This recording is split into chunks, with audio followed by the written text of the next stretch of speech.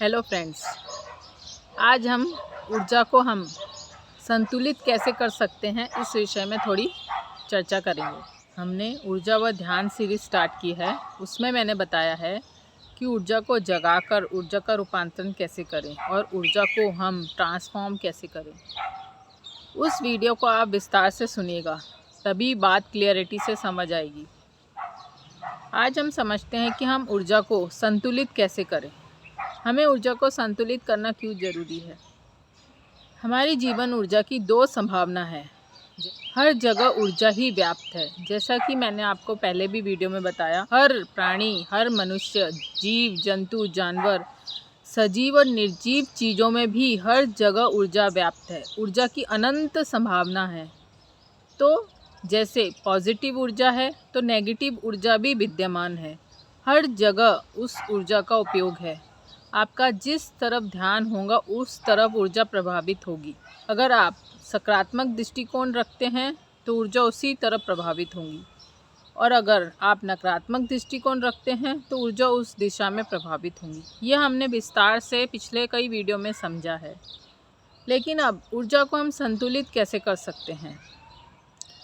जैसा कि मैंने बताया कि ऊर्जा की अनंत संभावना है, लेकिन ऊर्जा की दो मुख्य संभावनाएं हैं, एक पॉजिटिव और एक नेगेटिव। अगर आपका स्वभाव बहुत ज़्यादा क्रोधित और गुस्सैल है तो आपकी संभावना दूसरी बहुत ज़्यादा करुणा हो सकती है। जो बहुत ज़्यादा गुस्से में होगा उसकी दूसरी संभावना बहुत ज़्यादा करुणावान वो हो सकता है। अपनी ऊर्जा को ट्रांसफॉर्म करना हमें आना चाहिए।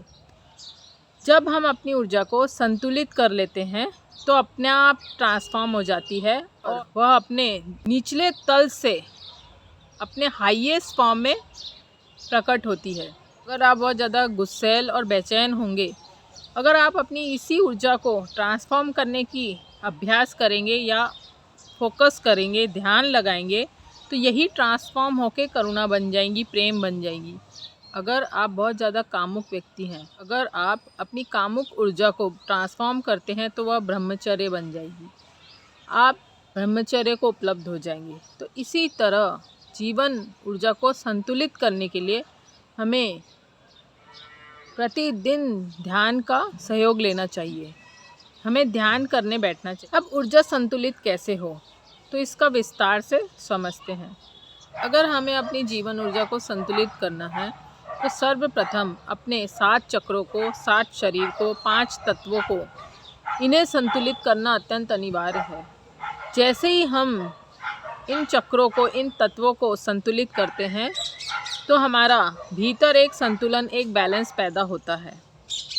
तो अगर हम अपने शरीर के चक्र जो होते हैं, जैसे मूलाधार, स्वादिष्टान, मणिपुर, अनहद, विशुद्धि चक्र, आज्ञा चक्र और हमारा सहस्त्रार चक्र, अगर चक्रों को संतुलित कर लिया जाए तो आपकी जीवन ऊर्जा, आप स्वयं बैलेंस हो जाते हैं, एक बैलेंस में आप आ जाते हैं। तो इन चक्रों को संतुलित करने के लिए कुछ बीज मंत्र उपलब्ध हैं। जैसे मूलाधार चक्र का लम, स्वादिष्टान चक्र का वम, मणिपुर चक्र रम, हमारा हृदय चक्र यम, विशुद्धि चक्र हम, और हमारे जो ऊपर के चक्र हैं उनके लिए ओम। तो इस तरह से ये बीज मंत्र हम अगर चैंटिंग करते हैं तो यह हमारे चक्र संतुलित होते हैं। एक जो हमारा भौतिक शरीर है उनको संतुलित करने के लिए आप थोड़ा बहुत खान पान बदलाव करने से या फिर योगा करने से, एक्सरसाइज करने से, थोड़ा बहुत खान पान चेंज कर लिए, ये सब चीज़ें भौतिक शरीर पर जल्द असर करती है। और जो हमारे भीतर के शरीर है, भीतर के चक्र हैं, जो हमें भौतिक रूप में दिखाई नहीं देते, इनको संतुलित करना है तो हमें शुरुआत में हमें इन बीज मंत्र का उपयोग करना अत्यंत अनिवार्य हो जाता है। अब ये तो हो गई चक्रों की बात। ऐसे ही 5 तत्व होते हैं जिसका हम बाद में विस्तार से चर्चा करेंगे। पृथ्वी तत्व, दूसरा जल तत्व, तीसरा अग्नि तत्व, चौथा वायु तत्व, 5वां आकाश तत्व। तो ये 5 तत्व हैं। अगर इनको बैलेंस करना है और हमारे चक्रों को संतुलित करना है, जिससे हमारी जीवन ऊर्जा संतुलन में आ जाएंगी और आप अपने गहरे से गहरे आयाम में जीवन ऊर्जा को ले जा सकेंगे, तो सबसे पहले ये नीचे के चक्रों को संतुलित करना बहुत ज़रूरी है। अगर हम इन्हें संतुलित नहीं करते हैं तो हम अपने जीवन में हमेशा छोटी से छोटी चीज़ों में उलझ के फंस जाएंगे। इसी तरह हर चक्र की एक संभावना है। हम चक्रों पे, शरीर पे और पंच तत्व पे विस्तार से चर्चा करेंगे, लेकिन ऊर्जा संतुलन करने के लिए सबसे महत्वपूर्ण रोल है हमारी भावनाएं उच्चतम स्तर पर हो। क्रोध, लोभ, मोह, गुस्सा, अगर हम इसमें बहुत ज़्यादा आसक्त हैं या हमने ये सब भावनाएं पकड़ी हैं तो हम कभी भी हमारी ऊर्जा संतुलित नहीं होंगी। उसके लिए हमें चक्रों और अपने तत्वों को बैलेंस करना ज़रूरी है। तो ऊर्जा संतुलन के लिए बुद्ध भगवान ने भी कहा है सम्यक संतुलन। हर चीज़ का जब तक संतुलन नहीं आता तब तक आप गहरे से गहरे ध्यान में उपलब्ध नहीं हो। अब जीवन में संतुलन कैसे आए? मान लीजिए आप बहुत अत्यधिक भोजन करते हैं तो वो भी गड़बड़ है। अगर कम भोजन करते हैं तो वो भी गड़बड़ है। अगर बहुत ज़्यादा आप आलस में रहते हैं या सोए रहते हैं या बहुत ज़्यादा सुपर एक्टिव है, हर वक्त लगे रहते हैं, तो वो भी हम संतुलन में हमारी ऊर्जा काम नहीं कर रही। कोई भी एक अति पे जब ऊर्जाएं प्रभावित होती हैं तो आपके भीतर एक असंतुलन आ जाता है। ऊर्जा संतुलन का एक जो सुपर डुपर तरीका मैं आपको बताती हूँ, जो आपको पूरी तरीके से आपकी ऊर्जा को संतुलित कर देगा। हमारी सूर्य नाड़ी और हमारी चंद्र नाड़ी, इसे ईड़ा और पिंगला नाड़ी कहते हैं। और हमारी तीसरी नाड़ी जो होती है वो सुषुम्ना, जो दोनों जब ये एक्टिव होती है तो हमारी सुषुम्ना प्रभावित होती है। जब हमारी चंद्र और सूर्य नाड़ी संतुलन में अपने आप आने लगेंगी तो धीरे धीरे हमारी ऊर्जा संतुलन में अपने आप आ जाएगी। ये सबसे गहरी और रहस्यपूर्ण बात है। सूर्य और चंद्र नाड़ी को संतुलित कर लेते हैं तो हमारी बहुत सारी समस्या ऑटोमेटिक समाप्त हो जाएगी। अगर सूर्य नाड़ी और चंद्र नाड़ी असंतुलित रहती है तो आपके चक्र, आपके अंतस शरीर और आपकी जीवन ऊर्जा सब उथल पुथल हो जाएगा, इम्बैलेंस हो जाएंगी।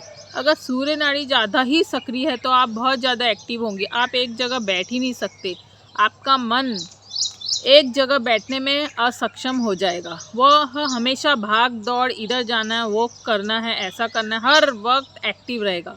कुछ न कुछ करने में वो हमेशा उछल कूद करता रहेगा। यदि आपकी चंद्र नाड़ी बहुत ज़्यादा सक्रिय है तो आप हमेशा शांत शीतल बैठे रहेंगे। आप कुछ न कुछ बैठने वाला कार्य कर सकते हैं, लेकिन आप बहुत ज़्यादा एक्टिव नहीं रहेंगे। आप कई दफ़े ये भी देखा गया है कि बहुत ज़्यादा आप आलस में भी ग्रस्त हो सकते हैं।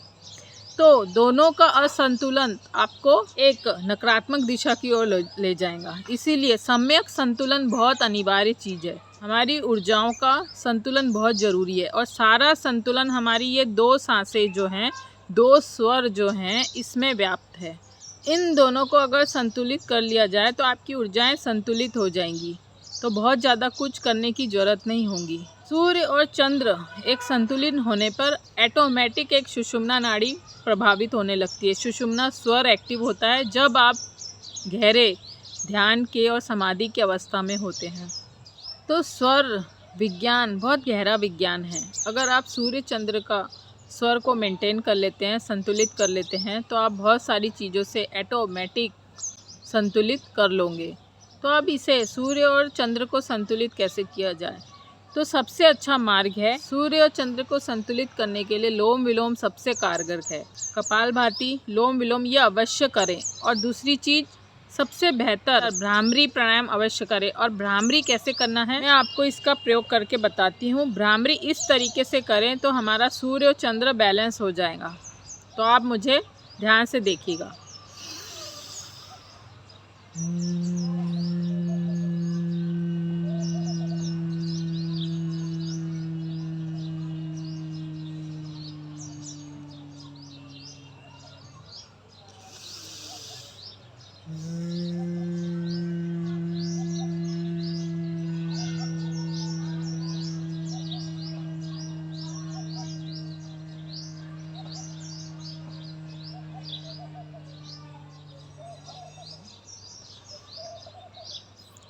जैसे हम लोम विलोम करते हैं, ये सांस यहाँ से ली और यहाँ से छोड़ते हैं, तो यहाँ से छोड़ते वक्त हमको भ्रामरी करना है।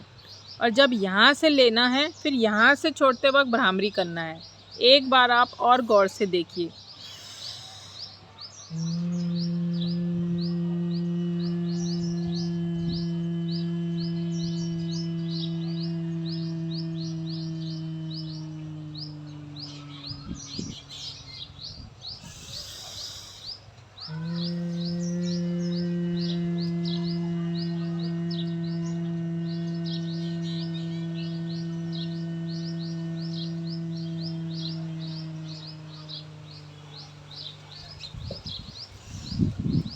इस प्राणायाम की खूबी ये है कि भ्रामरी और लोम विलोम दोनों एक साथ हो जाता है। आपको अलग अलग समय देने की ज़रूरत भी नहीं है। यह सांसों से भ्रामरी प्रयोग आपको आपकी ऊर्जा बहुत ज़्यादा संतुलित कर देता है। तो जैसे ही आप ये प्रयोग करते हैं आपकी ऊर्जा संतुलित होती है, आपके चक्र बैलेंस होते हैं, आपकी सूर्य नाड़ी और चंद्र नाड़ी संतुलित होती है। मात्र एक प्रयोग से आप पूरी तरीके से संतुलित हो जाते हैं। तो सबसे महत्वपूर्ण है ऊर्जा को संतुलित करना। तो हमने सीखा कि भ्रामरी प्रयोग से आपकी ऊर्जाएं प्रॉपर संतुलित हो जाती हैं। तो दोस्तों आप भी ये प्रयोग करें, प्रयोग करके बताएं, कमेंट करें। और कुछ भी सीखने मिला तो कमेंट करके ज़रूर बताएं। जल्द मिलेंगे नए किस्से कहानी के साथ। तब तक शुभेच्छा।